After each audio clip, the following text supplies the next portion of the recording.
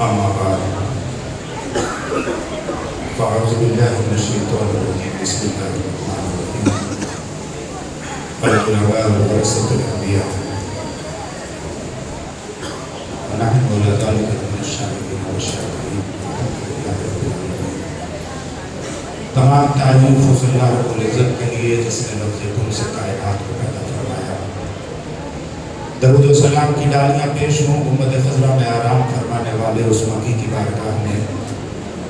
جس کے روضہ انور سے آج بھی یہ آواز آ رہی ہے کہ نشان منزل مقصود ہے میری تربت، نشان یہ چھوڑتا ہوں میں کارواں کے لیے.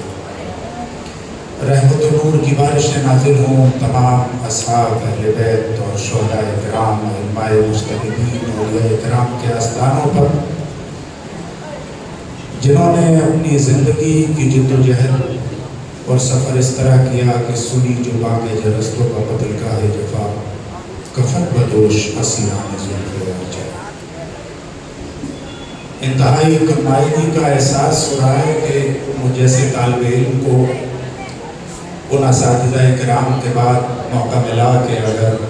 مجھے اپنی طالب علمی میں علوی صاحب جیسی شخصیت کی درسگاہ میں بیٹھنے کا موقع ملتا تو میرے لیے یہ بڑے فخر کی بات ہوگی، کیونکہ میں بھی ایک فارسی کا اتنا سا طالب علم ہوں. میں ان کے خانوادے سے بھی واقف ہوں اور ان کی ذات سے بھی کافی حد تک واقف ہوں، اور دیگر اساتذہ AMU ظاہر ہے کہ جب علی گڑھ مسلم یونیورسٹی کا ذکر آتا ہے تو وہاں زبان، لباس، تہذیب، ان ساری چیزوں کا تو یہ انتہائی مشکل مسئلہ ہے کہ جہاں ایک بہت بڑی تعداد علی گڑھ مسلم یونیورسٹی سے فیض یافتہ فاضلین اور وہاں کے اساتذہ کی ہو، تصوف کے حوالے سے جہاں درگاہ اجمیر معلیٰ کی نمائندگی ہو، اور پھر اردو ادب کا وہ دبستان جسے ہم دبستان رامپور کہتے ہیں. یہ صرف اردو ادب کا دبستان نہیں ہے بلکہ علوم اسلامیہ کا بھی دبستان ہے، اس لیے کہ بڑے لمبے عرصے تک دہلی، رامپور، بدایوں، فرنگی محل اور جونپور نے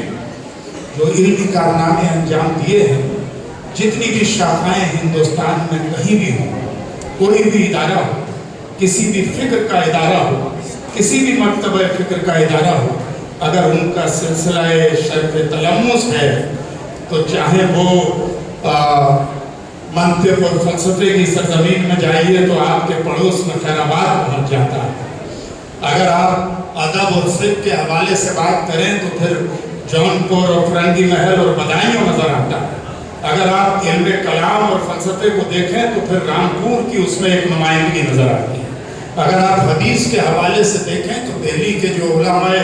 محدثین ہیں، شیخ عبدالحق محدث دہلوی سے لے کے شاہ عبدالعزیز محدث دہلوی تک، اور کسی بھی محدث کا سلسلہ حدیث اس کے باہر نہیں. چونکہ آخر میں بولنے کی مشکل یہ ہوتی ہے کہ جو گفتگو کرنے کا انسان موڈ بناتا ہے وہ سب کچھ ہو چکی ہوتی ہے، اور فائدہ یہ ہوتا ہے کہ اگر کچھ بھی یاد نہ ہو تو کچھ اسی سے چن کے ان تنکوں سے آشیانہ بنایا جا سکتا ہے. تو میرے لیے یہ بڑا مسئلہ ہے کہ آج جہاں دبستان رامپور، علی گڑھ اور رامپور کا جو حسین امتزاج ہے، تو مجھے وہ پروین شاکر کا شعر یاد آتا ہے کہ یہ کس کا سامنا کرنے سے حرف لرزاں ہیں، شکن سناسوں میں یہ کون با کمال آیا. تو یہاں تو ہر شخصیت با کمال ہے، تو ان کے سامنے گفتگو کرنا بڑا ہی مشکل ہے. حضرت مفتی صاحب چونکہ میرے لیے ایک مختلف، جس طرح وہ ہمارے محترم محب گرامی وقار حضرت ڈاکٹر ظفر علی انجم سعود صاحب کے لیے ان کے والد بزرگوار بھی ہیں اور ان کے استاذ بھی ہیں، ان کے مربی بھی ہیں، میرے لیے وہ میرے استاذ ہیں. اور مجھے 2 کتابیں 1 سال کے عرصے میں ان سے پڑھنے کا موقع ملا، ایک سراجی فی المیراث اور ایک شافیہ ابن حاجب. عام طور سے ہم مدرسے کی طالب علمی کے زمانے میں بہت ہی کمزور رہے ہیں، پڑھنے میں بہت پیچھے بیٹھا کرتے تھے، عبارت کبھی مجبوری میں پڑھا کرتے تھے. شوق میں ہم نے اگر کوئی عبارت بائی چوائس پڑھی تو صرف دیوان متنبی کی، اور وہ ہمیں پڑھتے ہی حفظ ہو جایا کرتی. تو ہمیں پورے درس نظامی میں جو کتاب سمجھ میں آئی سب سے زیادہ وہ دیوان متنبی سمجھ میں آئی. اور جب اس کو پڑھتے تھے تو اس کی ترجمہ عربی میں بھی کچھ لکھ دیا کرتے. تو جس وقت حضرت مفتی صاحب پڑھا رہے تھے تو شافیہ ابن حاجب میں ایک لفظ آیا فجعلہ، اور میں آخری کونے پر بیٹھا تھا اور شروع میں جو صاحب بیٹھے تھے انہوں نے عبارت پڑھی تھی. اتفاق سے وہ سلسلہ مشتق آ گیا، ہر ایک نے اس کو غلط پڑھا، کسی نے فعجلہ پڑھا، کسی نے فعجلہ پڑھا، کسی نے کچھ کہا. اب ظاہر ہے کہ جیسے لاسٹ میں بولنے کے لیے تو لاسٹ میں ایک ہی آپشن بچا تھا. جس طرح مجھے گرامر میں یہ ہمیشہ یاد رہا کہ مضاف الیہ ہمیشہ مجرور باشد،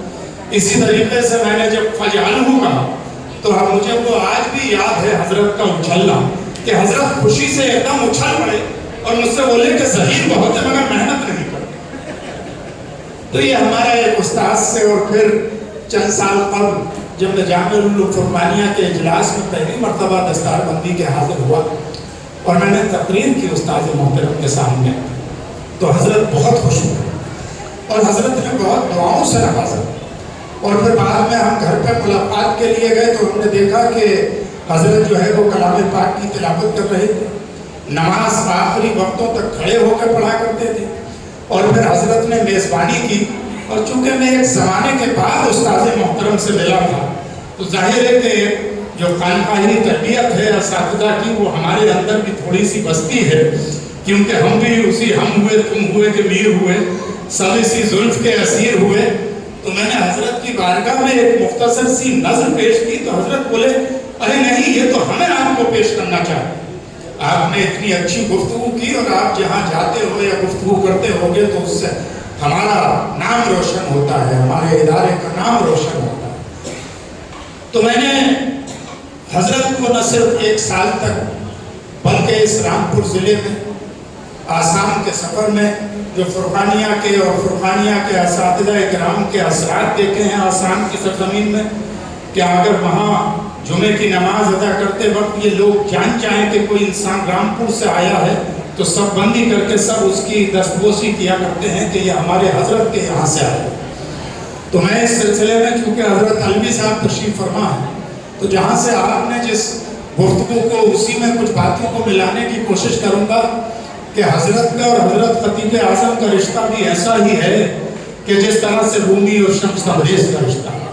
جس طرح نظام الدین اولیاء اور امیر خسرو کا رشتہ ہے کہ وہ کہتے ہیں کہ من تو شدم تو من شدی من تا شدم تو جا شدی تاکس نہ کوئی بعد ازام من دیگرم تو دیگری.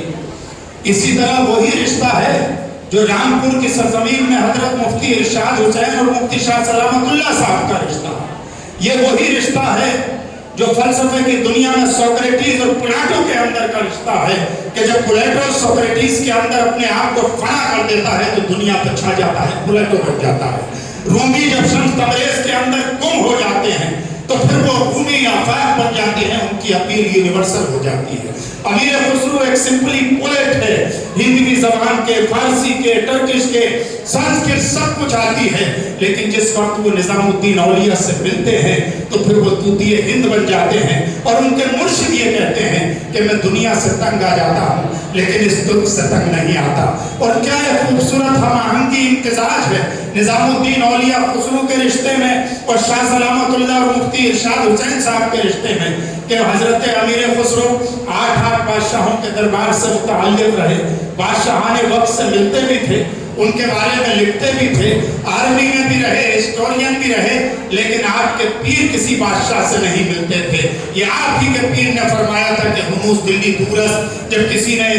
یہ ارادہ کر لیا تھا کہ نظام الدین سے مل کے رہوں گا کہ فقیر اس دروازے سے بادشاہ آئے گا تو فقیر پیچھے کے دروازے سے نکل جائے گا. یہ مثال رامپور میں شاہ سلامت اللہ اور مفتی ارشاد حسین صاحب کے یہاں ملتی ہے کہ مفتی ارشاد حسین صاحب ملاقاتیں بھی کرتے تھے نوابین سے اور ان کا یہ اثر تھا کہ اگر ان سے نواب قلب علی صاحب ملیں تو ان کی رافضیت غائب ہونے کے بعد ان کے اندر حضرت شاہ سلامت اللہ صاحب کا مرشد مفتی ارشاد حسین کا رنگ چڑھ جائے اور وہ اپنے وقت کے ولی کامل ہو جائیں. لیکن شاہ سلامت اللہ صاحب نہیں ملتے تھے. نواب نے ضد کی کہ میں مل کے رہوں گا. ایک بار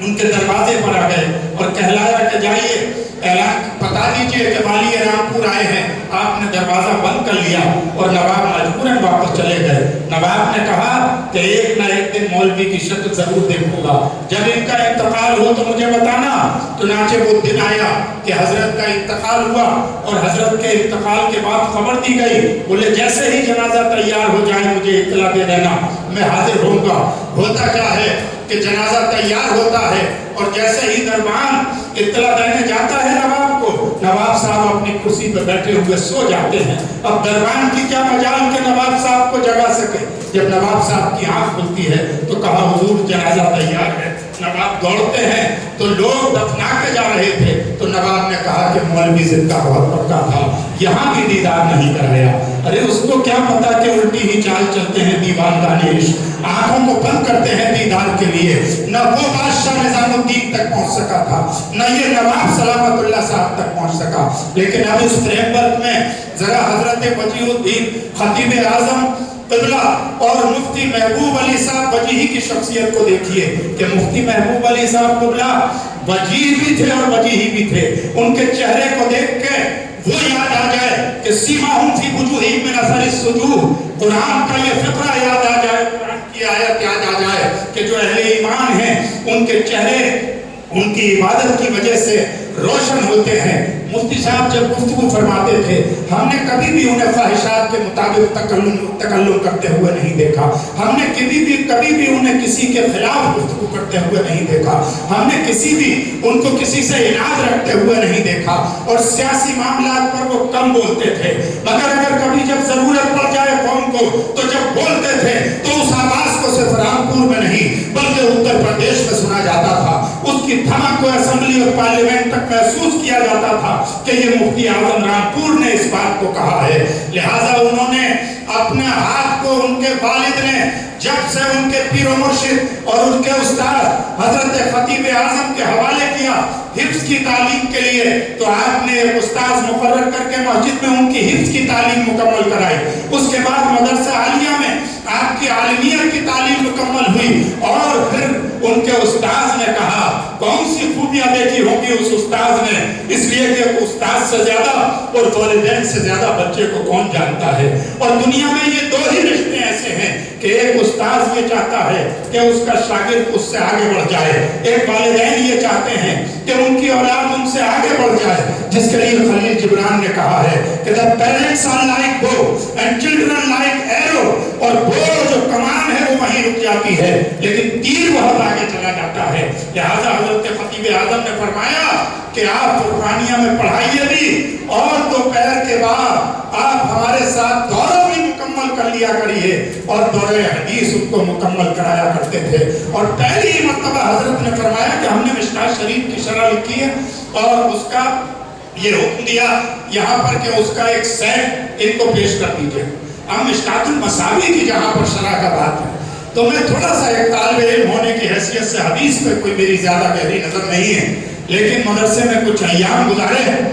تو میری معلومات کے مطابق چونکہ مشکات المصابیح حضرت شیخ عبدالحق محدث دہلوی نے ہندوستان میں انٹروڈیوس کی متعارف کی, اور صحائح ستہ میں جتنی صحیح حدیثیں ہیں ان تمام صحیح حدیث کو اگر ایک کلیکشن میں کسی میں جمع کیا گیا ہے تو مشکات شریف میں جمع کیا ہے. تو جو انسان مشکات شریف کو پڑھتا ہے یا پڑھاتا ہے یا اسے سمجھتا ہے یا اس کی شرح لکھتا ہے, یہ بات انڈرسٹوڈ ہے کہ اس انسان کی صحائح ستہ پر گہری نظر ہے اور صحائح ستہ کی تمام صحیح حدیثیں اس کی نگاہوں کے سامنے ہیں اور اس کا ترجمہ حضرت مفتی صاحب اللہ نے فرمایا. ایک اور کتاب جو حضرت نے تصنیف کی جس کو اتر پردیش مدرسہ بورڈ میں امتحان میں بھی ریکمنڈڈ بک ہے, جس کو پڑھنے کے بعد لوگ امتحان پاس کیا کرتے ہیں. سیاسی جب حضرت پڑھاتے تھے تو زیادہ تر مسائل 6 سے بنا کرتے تھے, تو ہم اتنا ضرور جان رہے تھے کہ زیادہ تر مسئلے 6 سے بنتے ہیں اور وہ بتاتے تھے یہ ہے اور پھر اس کے بعد مسئلہ یہ بنے. تو حضرت کو سراجی پڑھاتے وقت کتاب کی طرف دیکھنے کی حاجت نہیں ہوتی تھی. سب سے زیادہ فیض اس حوالے سے میراث کے حوالے سے مفتی ناصر خان صاحب نے اٹھایا. یہ باقی لوگوں کے لیے بھی رول ماڈل بن گئے. تو جو ان کے شاگرد ہیں وہ اس بات کو کہتے ہیں کہ میراث کے بارے میں مفتی صاحب کی نظر بہت گہری. ہمارے پرنسپل صاحب تو ہمارے ساتھی تھے ظاہر ہے, اور ہمارے اساتذہ میں حضرت خوشنود میاں صاحب قبلہ حیات. دوسری سنت کی پابندی اس لیے کہ اسلام کے مطابق اگر آپ کسی کو کچھ نہیں دے سکتے ہیں تو مسکرا دیجیے، اس لیے کہ یہ بھی ایک صدقہ جاریہ ہے۔ یہ سعود بھائی بہتر طریقے سے جانتے ہوں گے کہ انہوں نے کبھی غضب کے عالم میں بھی حضرت کو اس عالم میں دیکھا کہ ان کے چہرے پہ مسکراہٹ نہ ہو۔ اللہ نے ان کا چہرہ ہی ایسا بنایا تھا کہ یوں مسکرائے جان سی گلیوں میں پڑ گئی، یوں لبکشا ہوئے کہ گلستہ بنا دیا، جس کے لیے اور وہ گفتگو کرتے تھے تو اس انداز سے کرتے تھے کہ بقول احمد فراز کہ سنا ہے بولے تو باتوں سے پھول جھڑتے ہیں، یہ بات ہے تو چلو بات کر کے دیکھتے ہیں۔ مجھے تو یہ بھی علم ہوتا تھا کہ یہاں پر زیادہ تر لوگوں کی فرمائش، پہلی فرمائش یہ ہوتی تھی کہ جب وہ اپنے آپ باز کرانا چاہتے تھے تو ان کی خواہش ہوتی تھی کہ حضرت مفتی صاحب قبلہ تشریف لے آئے باز پڑھنے کے لیے۔ تو حضرت نے اپنے واعظ و نصیحت کے ذریعے سنن کی اس طرح پابندی کہ ہمارے اساتذہ میں مفتی صاحب اور قاری ریاض الدین صاحب ہمیشہ امامہ باندھا کرتے تھے۔ حضرت کو بہت کم ہی کسی نے صرف ٹوپی میں دیکھا، لیکن جس طرح خطیب اعظم کو میں نے نہیں دیکھا، لیکن خطیب اعظم کی جو تصویر دیکھی اس میں حضرت بھی امامہ باندھے ہوئے ہیں، اسی طرح کا جو قاری ریاض الدین صاحب اور مفتی صاحب جس طرح سے باندھا کرتے تھے۔ تو کمال پیدا کرنے کے لیے وہ لوگ تاریخ بناتے ہیں جن لوگوں کا قدم جہاں ان کے استاذ یا ان کے گھر والے بٹھا دیتے ہیں اس جگہ سے ادھر ادھر نہیں ہوتا، بلکہ مشکل سے مشکل حالات سے گزرتے وقت بھی وہ ایک انقلاب آفری مجاہد کی طرح حالات کو سازگار بنانے کی کوشش کرتے ہیں۔ کیونکہ کسی نے کہا تھا کہ انقلاب کے راستے پہ وہی دیوانے قدم رکھتے ہیں جن کے دلوں میں جمال لیلا کے بجائے موت کی آنکھوں میں آنکھیں ڈال کر مسکرانے کا حوصلہ اور جذبہ ہوتا ہے۔ ان کے سامنے رکاوٹوں کے پہاڑ کھڑے کیے جاتے ہیں، لیکن وہ اپنی ہمتوں سے ان پہاڑوں کو متزلزل کرتے اور انہیں زیر کرتے ہوئے چلے جاتے ہیں۔ یہ ایک ادارہ جو بظاہر ایک چھوٹی سی بلڈنگ نظر آتی ہے، جس کی آج شاخائیں تین چل رہی ہیں دوسری جگہ پر، اس کے اثرات کو دیکھنا ہے تو آسام میں جا کر دیکھیے، اس کی تاریخ کو دیکھنا ہے تو پچھلی 80 سالہ جو تاریخ ہے اس کو دیکھیے کہ رامپور آج بھی فکری اعتبار سے، عملی اعتبار سے اسی طریقے پر گامزن ہے جو علماء رامپور کا طریقہ ہے، جو علماء جمہور کا طریقہ ہے، جو حضرت خطیب اعظم کا طریقہ ہے، جو حضرت مفتی محبوب علی صاحب قادری وجیہی کا طریقہ تھے۔ وہ قادری بھی تھے، وجیہ بھی تھے اور وجیہی بھی تھے۔ اور آپ نے جیسا فرمایا کہ آج حضرت کا یوم ولادت بھی ہے، لیکن ہم اہل تصوف تو وصال کو سیلیبریٹ کرتے ہیں، اس کا عرس مناتے ہیں جس طریقے سے حضرت انجم صاحب نے یہ کوشش کی۔ اتفاق سے دن یہ سیٹ ہو گیا کہ اس دن حضرت کا یوم ولادت بھی ہے، اس لیے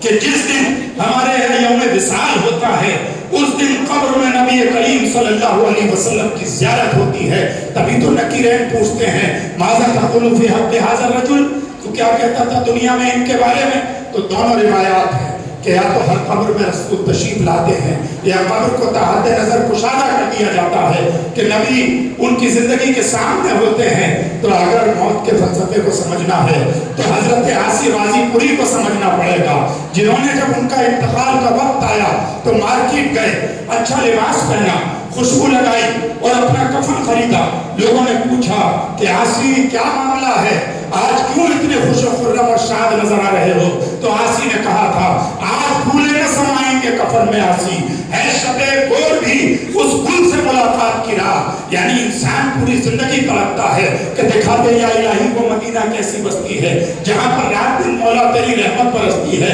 لیکن آج تو وہ دن ہے کہ جس دن اس شخصیت کا دیدار ہونے جا رہا ہے جس کی قبر کی زیارت کے لیے پوری زندگی گزار دی کہ آج پھولے نہ سمائیں گے کفن میں عاصی، ہے شب گور بھی اس گل سے ملاقات کی راہ۔ مجھے یہ فیض حاصل ہوا کہ حضرت کی نماز جنازہ میں شرکت کر سکا، اور جب حضرت کی نماز جنازہ میں جتنے بھی علماء نے شرکت کی انہیں حضرت امام احمد حنبل میں امام مالک کا قول ضرور یاد آیا ہوگا کہ ہمارے جنازے فیصلہ کرتے ہیں کہ یہ شخصیت کس طرح کی ہے۔ جس دن تمام ہندو مسلمانوں نے اپنی دکانوں کو بند رکھا ہوا تھا، مسلمان تو صرف نماز جنازہ پڑھ رہے تھے، لیکن بہت کم لوگوں نے اس بات کو محسوس کیا ہوگا کہ ہندو حضرات نے اپنی دکانیں بند رکھی تھی اور ایک بہت بڑی تعداد ہمارے شہر رامپور کے نان مسلم حضرات کی جس طرح آج خراج عقیدت جین صاحب نے یہاں پر پیش کیا، اسی طریقے سے وہاں خراج عقیدت پیش کرنے کے لیے جمع تھے. اور حضرت سعود صاحب نے جو گفتگو نماز جنازہ سے قبل کی تھی، جتنی عالمانہ اور جتنی مدلل گفتگو فرمائی تھی، وہ یقیناً میں انشاءاللہ وہ فرض کفایہ بھی ادا کروں گا کہ جب آپ اس کی رپورٹ چھاپیں گے تو میں انشاءاللہ العزیز یہ رائٹنگ فارم میں بھی، لیکن کبھی بھی